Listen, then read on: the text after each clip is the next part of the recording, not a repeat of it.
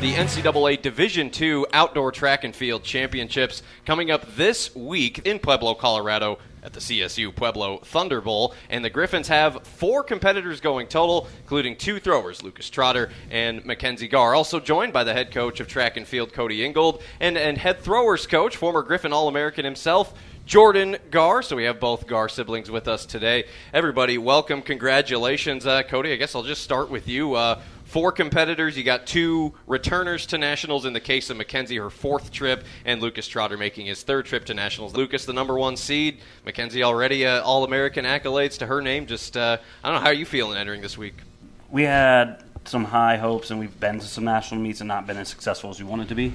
And so I think, and maybe you guys tell me if I'm wrong, like that motivated us to hit those marks so we can kind of just say, like, this isn't a fluke, we belong here and we're going to take care of business. Makenzie, a couple of top 10 finishes at nationals already, 9th in indoor earlier this season, and you come in with the 4th best shot put throw in the country currently and number 9 in discus, and it's your first national meet competing in 2 events. Just how are you feeling entering this one? I was not expecting it because I never thought I would do 1 meet or PR the discus.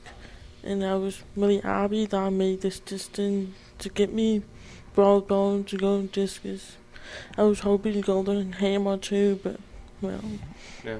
Jordan, it was obviously really exciting in July when we learned you'd be rejoining us as the throwers coach, and these have been 2 of our best the last couple of years now, and obviously you have a pretty personal connection with Makenzie, getting to coach your sister, but getting to coach these 2 in this entire throwers group. Obviously we know what Bella did earlier this year too. What's this journey been like for you this season?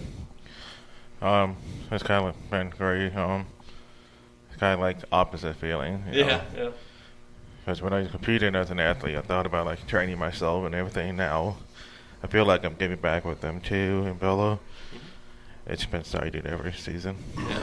Now, it's worth noting that Lucas Trotter enters this national meet as the number 1 overall seed in shot put with a throw of 61 feet, 6 3/4 inches, which actually broke the school record held by Jordan Garr back in 2022. Lucas will compete on Saturday. Makenzie competes Friday and Saturday. We can go over those times in a little bit. Also worth noting, Makenzie and Lucas both USTF CCCA all-region picks. Lucas, you're the first men's thrower to get all-region accolades since Jordan 3 years ago.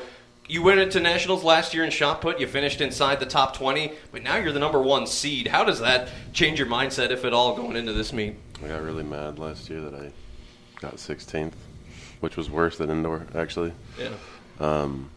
So I just kind of worked really hard, and it's finally showing after a really rough outdoor season. Yeah.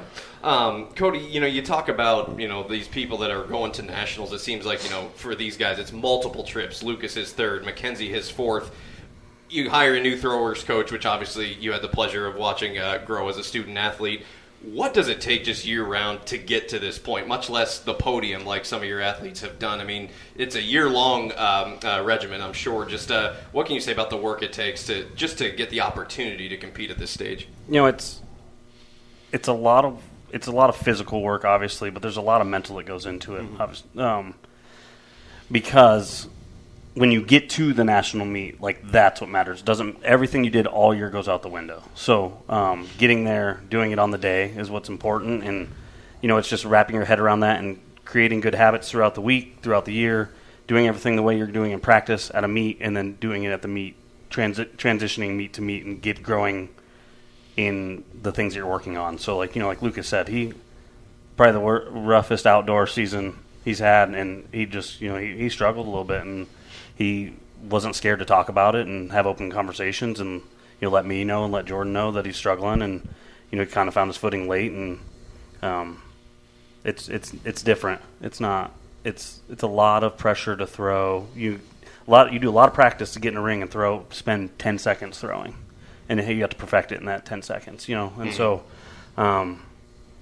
it's tough. And I applaud them for doing it week in and week out because like Makenzie throws everything. So if she doesn't do well on disc, she can focus on hammer. Where Trotter was doing a little bit of hammer, but like his main focus was shot. So like if shot's not going well, then things aren't going well. So finding that balance is huge. And I think we did it at the right time. And he's had the right conversations and he's taking care of himself. And Makenzie's doing the same. So it's long-winded answer. It's a long year for one weekend, and that's a lot of pressure on an 18 to 22-year-old, but I think they handle it pretty well. Well, and it was the Concordia Twilight just a couple weeks ago, a last chance meet when some of these records fell, when some of these Provo marks were hit, including Lucas's #1 ranked and new school record shot put throw. And Jordan, you held a lot of records in this university, and you're one of the best in this program's history. What are the emotions when one of your own breaks a record that you had held for several years? It's kind of like surreal feeling. Yeah. I worked my butt off to get that record. Well, I already had the record from day one, but let me rephrase it. I worked my butt off to just kind of push this bar enough for anybody to not make it easy for anybody to break it. But it makes me very happy. It's somebody I'm coaching, somebody I've known for years to have it, instead of some random kid 5 years from now. I'll stay with you, Jordan. I moved here in about the beginning of 2021 and got to cover Makenzie in high school a little bit, followed that run to the district championship in softball, and, of course, followed all the state accolades at track, breaking school records and things. And I remember attending her signing to come to Missouri Western and you being there. As you were kind of wrapping up your college career and watching what Makenzie was doing in high school, I mean, did you ever dream you'd have the opportunity to coach your little sister at a national track meet? I mean, it's an amazing feeling. I mean, I don't think that ever happened in NCAA history. So, I kind of see myself in her. So, I'm just kind of giving everything I know, turning to her. So it's kind of feels like a package deal kind of thing.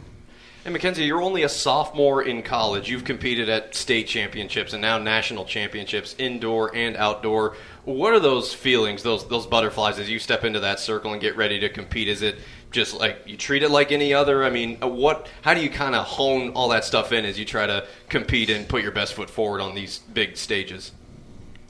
I try to think positive. I just keep thinking, just keep going positive. I don't like to think negative, because it can affect me, so I try to think positive each throw. And if it doesn't work out, it doesn't. Yeah. And Cody, we talked about Bella, reaching All-American honors in the indoor season earlier this year, and, the legacy that people like Jordan have left. And you think about Lucas, he's got another year. Mackenzie's got 2 more years with us. Just to see this throwers tradition kind of continue to build here with this program. I mean, how excited are you when you look to the future of this group?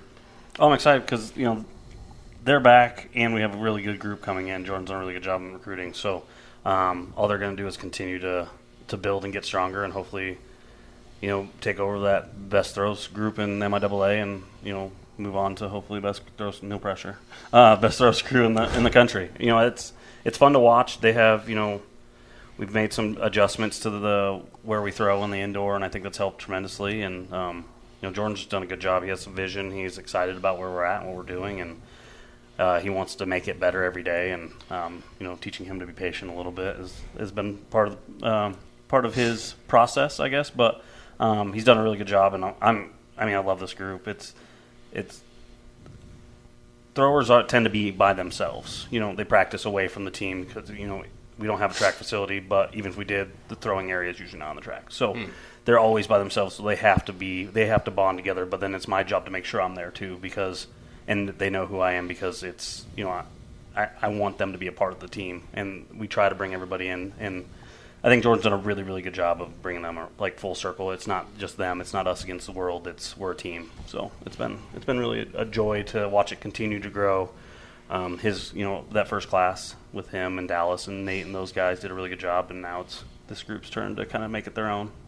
Absolutely, and it'll be 4 total Griffins going to nationals. We talk with our distance runners, Weemach Gilo and Pal Valderrama, in our second edition of this episode. But in terms of throwing, Makenzie Garr, sophomore from St. Joseph, and junior from Smithville, Missouri, Lucas Trotter competing. Those times for Makenzie competing in both discus and shot put, Friday at 3 p.m., Saturday at 2:15 Central, and then for Lucas competing in shot put this coming Saturday evening at 6:05 p.m. Central Time at the CSU Pueblo Thunder Bowl, May 22nd through the 24th in Pueblo, Colorado. I guess for anybody, I've been to Colorado a lot, not sure I've been to Pueblo.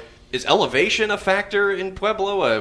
What's the weather looking like? Do we know anything? It's going to be a little bit not warm. It's going to be warm because it's been kind of cooler this spring. I don't know. For shot, you would think less air resistance, so it should go farther. Yeah. I don't know. We're going to find out. They hit more homers at Coors Field, yeah, right? So I don't know if there's maybe there is some studies. I haven't really looked into it, but I'd be curious if you do throw farther at elevation or not. Yeah. But yeah, it shouldn't affect them at all. Cool. We're going to get up there a day earlier than we usually do, so they can get in the rings and get familiar, spend the whole week getting familiar with them, so we can take care of business on meet day. Yeah. Lucas, Makenzie, any final thoughts from you? Just getting ready to embark on this exciting deal. I mean, this is how our school year ends. This is the final athletic event going on our campus. Just any final thoughts before you compete? I'll make it a good one. Good finale for this year.